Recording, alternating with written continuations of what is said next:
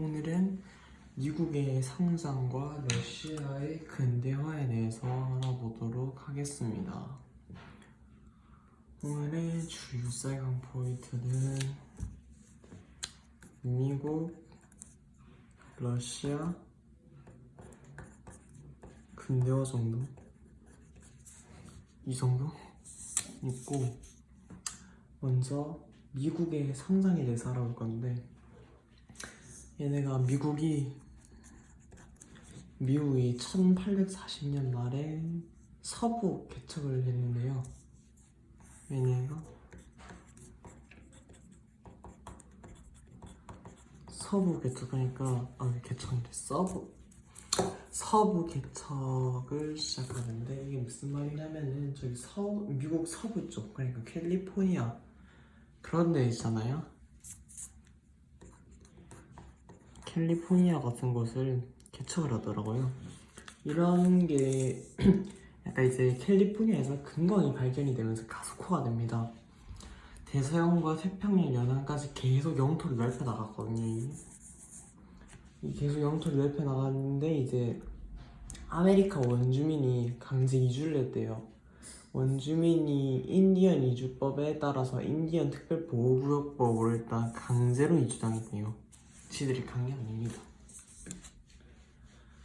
그 다음에 산업 발전에 대해서 알아볼 건데, 운하의 철도 건설이 증가하고 대기업도 증가하고 제조업도 성장했다고 합니다. 인구도 증가했는데 이민 열풍으로 인구가 증가했다고 합니다. 이민 열풍이란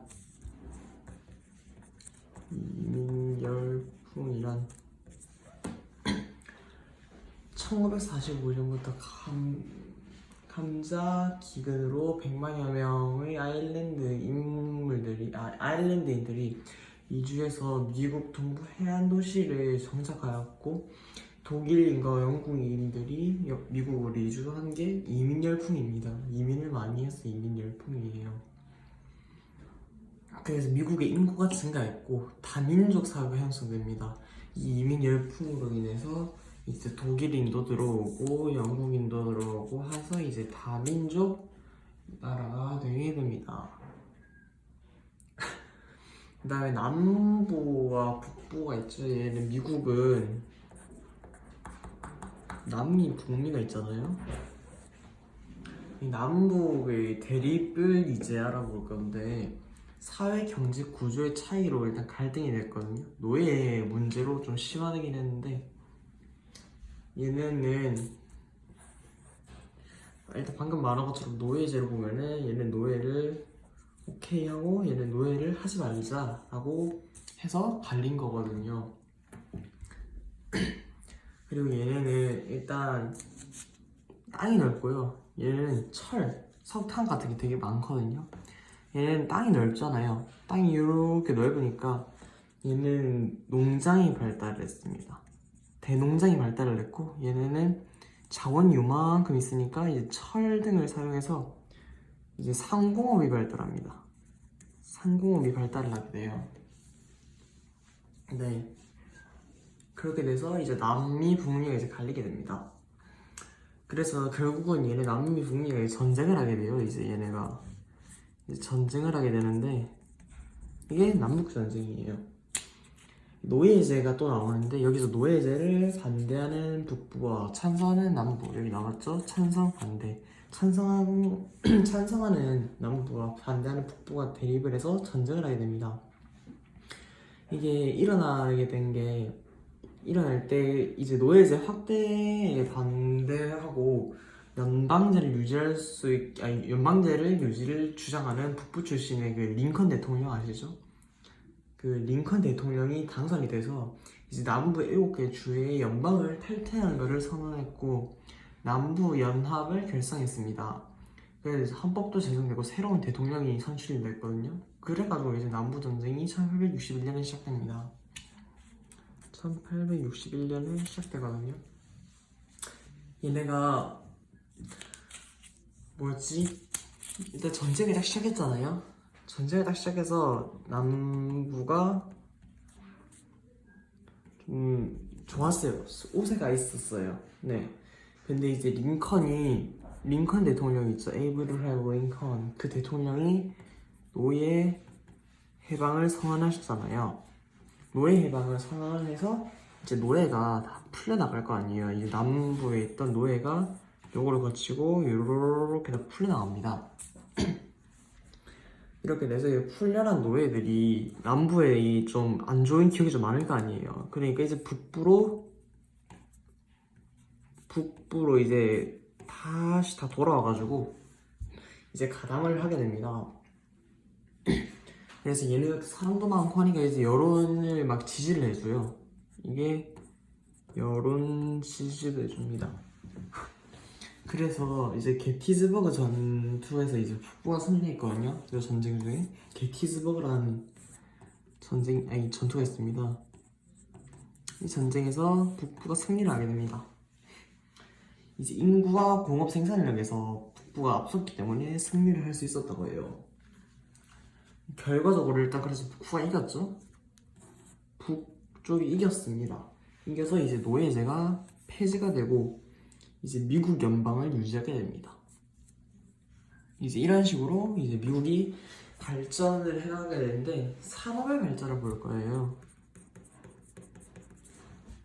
산업의 발전에 대해서 볼 건데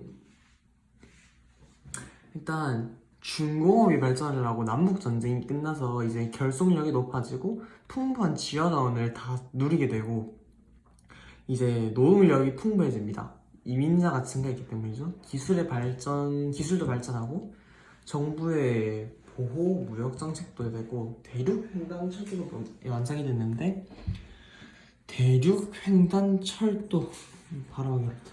대륙 횡단 철도거든요. 이게 북아메리카 대륙을 동서로 연결하는 철도인데 1869년에 개통이 되었다고 합니다.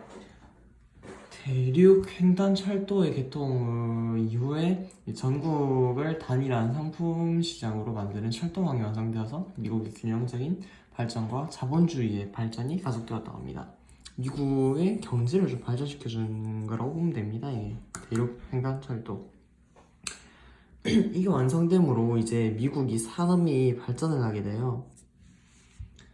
이래갖고 이제 이렇게 됐죠? 이래갖고 이제 차량과 기계 산업의 발달이 일어납니다. 19세기 말에 최대 공업국으로 성장을 하거든요. 미국이 이제 산업이 발전을 해서 이제 최고 공업국입니다. 19세기 최고 공업국으로 성장을 했어요. 그리고 마지막으로 미국의 성장의 산업만 더 볼 건데 팽창 정책을 한번 볼 겁니다. 팽창 정책인데요. 팽창 정책을 한번 볼 건데 팽창 정책은 그 라틴 아메리카에 대한 영향력이 확대가 되고 에스파냐의 전쟁에서 승리를 했다고 합니다. 필리핀과 괌을 식민지화 했다고 하네요. 이제 저희도 미국에 있는 괌 같은 데가 보면 미국 나라잖아요. 그런 식으로 이제 쿠바를 또 보국으로 삼았다고 합니다. 그게 팽창 정책이에요. 이제 러시아를 한번 볼 건데 러시아는 일단 미국도 아까 영토 확장을 했잖아요. 서부 개척하고 캘리포니아에서 공업방이 건되고 이제 그렇게 해놓으니까 이제 러시아도 영토를 확장을 하게 됩니다. 표르트 대체 이후 지속적인 영토를 확장했다고 하나요? 서쪽으로 폴란드가 지배를 하고 동쪽에는 태평양 이란의 영토를 다 차지했다고 합니다. 19세기 초에 러시아 상황, 19세기는 얘네가 최고 공업국으로 발달되죠. 그때 초에 러시아는 농노제를 유지하고 그 다음에 차르, 그러니까 황제, 차르라고 하는 황제를 중심으로 정치를 했습니다. 얘를 중심으로 정치질을 한 거예요. 정치질을 해서 이제 일부 청년 귀족 장교의 무장 동기를 하게 되는데 얘가 이제 얘 중심으로 정치질을 하잖아요. 그러니까 이제 귀족 중에 요만큼. 그러니까 일부만 청년 중에서도 귀족 장교들이 이제 봉기를 일으키게 됩니다. 혁명? 아니 좀 약한 혁명? 약간 그런 걸 일으킨 거죠. 그래서 이 차르 정부를 이제 탄압을 하겠다라고 해서 이렇게 타도를 하겠다 이렇게 해서 이렇게 진 건데 농노제 폐지 등을 이거 폐지 등을 요구했거든요. 근데 결국은 실패를 합니다. 안 돼요. 자, 그 다음에 9회 러시아 바깥나라 크림 전쟁이 발발을 합니다. 크림 전쟁.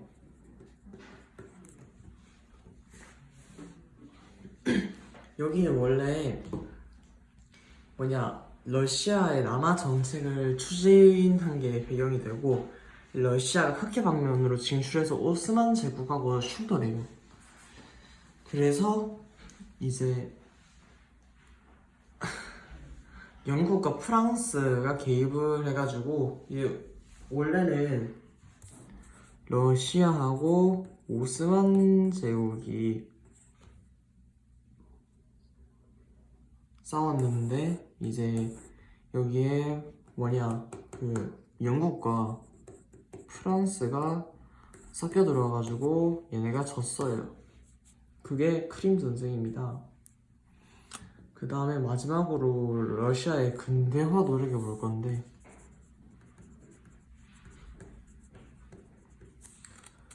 이걸 알렉산드르 아시나요? 알렉산드르 이 2세가 이거 크림 전쟁에서 패배하고 러시아의 후진성을 인식을 해서 이제 내전 개혁을 펼치는데 이게 아까 여기 차르 있죠? 차르가 농노제를 유지를 했댔잖아요. 얘 농노 해방령을 합니다. 얘는 농노 해방령을 하는데 이제 이거를 발표하고 지방회의를 구성하고 이제 군사제도도 다시 개혁을 해서 이제 알렉산더 2세가 죽어서 이제 성과를 얻지 못했지만 그래도 전체 정치를 강화시키고 자유주의 운동이 탄압을 받는 그런 결과를 얻었습니다.